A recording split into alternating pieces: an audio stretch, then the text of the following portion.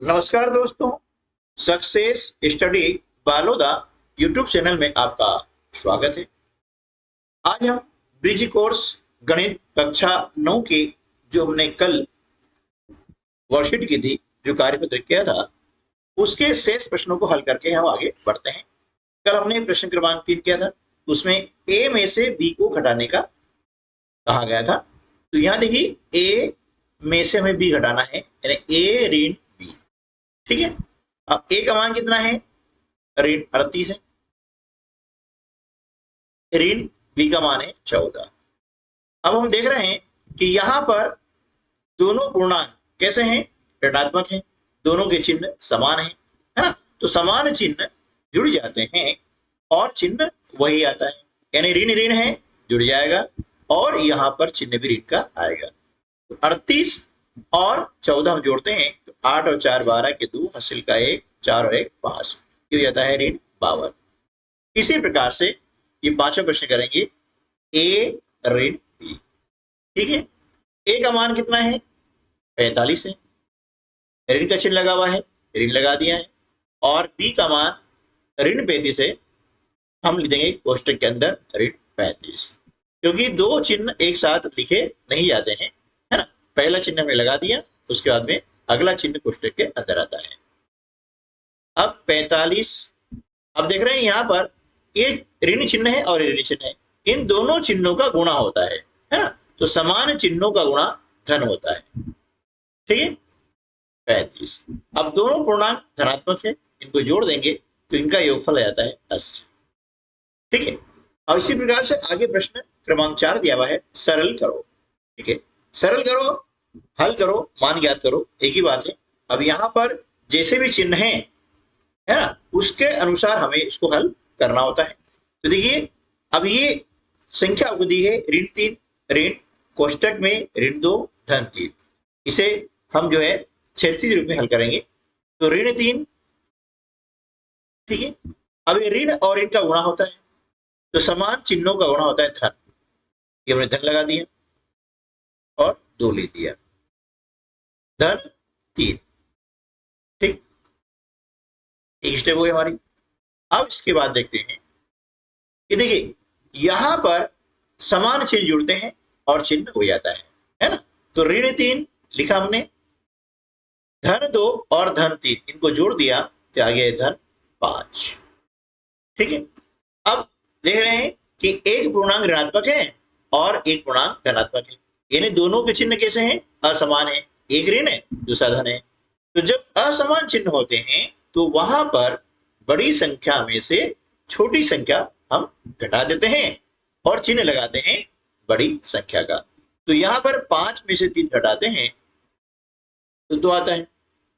अब बड़ी संख्या 5 है, धन है ना? इसका चिन्ह क्या है? धन है। तो 2 के आगे हमने कोई चिन्ह नहीं लगाया है, इसका मतलब यह धन का चिन्ह है। ठीक है ना? चलिए अगला,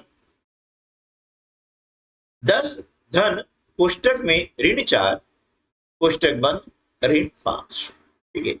इसे हल करते हैं। देखिए, हमने लिखा 10। अब ये धन और ऋण, इन दोनों चिन्हों का गुणा होता है ना? तो धन और ऋण चिन्ह कैसे हैं? असमान है, तो असमान चिन्हों का गुणा ऋण होता है ना? तो धन और ऋण का गुणा हो गया ऋण, ये लिखा ऋण 4 ऋण 5। आगे चलते हैं, तो समान चिन्ह जुड़ जाएंगे, चिन्ह वही आएगा, तो यहां पर जाएगा 10 ऋण 9। अब एक संख्या धनात्मक है, एक पूर्णांक, और दूसरा पूर्णांक ऋणात्मक है, दोनों के चिन्ह अलग अलग है, यानी असमान है, एक धन है एक ऋण है। तो इसमें क्या होगा? बड़ी संख्या में से छोटी संख्या घट जाएगी और चिन्ह आ जाएगा बड़ी संख्या का। बड़ी संख्या 10 है और इसका चिन्ह क्या है? धन, धन का चिन्ह है ना? इसके आगे कोई चिन्ह नहीं, मतलब धन का चिन्ह है, इसलिए यहाँ पर हम चिन्ह नहीं लगाते हैं, क्योंकि कोई चिन्ह नहीं है, इसका मतलब धन का चिन्ह होता है। ठीक है ना? बस ये क्लियर हो गया। आगे चलते हैं, ऋण 35 धन 10 ऋण 5। अब देखिए, यहां पर समान चिन्ह है ना? ऋण 35 और ऋण 5 ये समान चिन्ह है, इनको हम एक साथ लिख लेते हैं इस प्रकार से, ऋण 35 ऋण 5 धन 10। ठीक है, अब समान चिन्ह जुड़ते हैं, चिन्ह वही आता है ना। तो ऋण 35 और ऋण 5 जोड़ेंगे तो आ जाएगा ऋण 40, धन 10। अब यहां पर एक संख्या का चिन्ह ऋण है और दूसरी का धन है, यानी इनके चिन्ह कैसे हैं, असमान चिन्ह है। असमान चिन्ह करते हैं और चिन्ह आता है बड़ी संख्या का, है ना। ठीक है, तो बड़ी संख्या में से छोटी संख्या घटा दो, 40 में से 10 घटाया हमने तो कितना आया, 30, है ना। अब बड़ी संख्या 40 है, इसका चिन्ह कौन सा है, ऋण है, तो उत्तर में भी ऋण आ जाएगा। यानी बड़ी संख्या में से छोटी संख्या घटा देते हैं और चिन्ह हम लगाते हैं बड़ी संख्या का, है ना। ठीक है, अगला प्रश्न है 20 ऋण 4। अब यहां पर ऋण और ऋण का गुणा करेंगे तो धन होता है, क्योंकि समान चिन्हों का गुणा धन होता है। ये हो गया धन 3। अब देखिए 20 भी धनात्मक है, 3 भी धनात्मक है, तो समान चिन्ह वाली संख्याओं को हम एक साथ इस प्रकार से लिख लेते हैं। ठीक है, अब 20 और 3 कितने हो गए, 23 ऋण 4। अब 23 में से 4 घटाएंगे कितना आ जाएगा, 19। ठीक है, अगला प्रश्न है 11 ऋण 7 धन पुस्तक में ऋण 4। 11 ऋण 7, अब धन और ऋण का गुणा करेंगे तो हो जाएगा ऋण 4, क्योंकि धन और ऋण असमान चिन्ह है और असमान चिन्ह गुणा ऋण होता है। अब देखिए यहां पर समान चिन्ह जुड़ जाएंगे, चिन्ह वही आएगा, यानी 11 ऋण 11, क्योंकि ऋण 7 में हमने ऋण 4 जोड़ दिया तो कितना है, ऋण 11।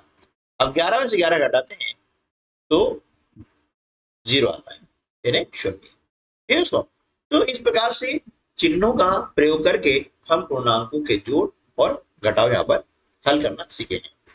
उम्मीद है कि ये कंसेप्ट आपको अच्छे समझ में आ गया होगा। मिलते हैं अगले वीडियो में, तब तक के लिए नमस्कार, जय हिंद।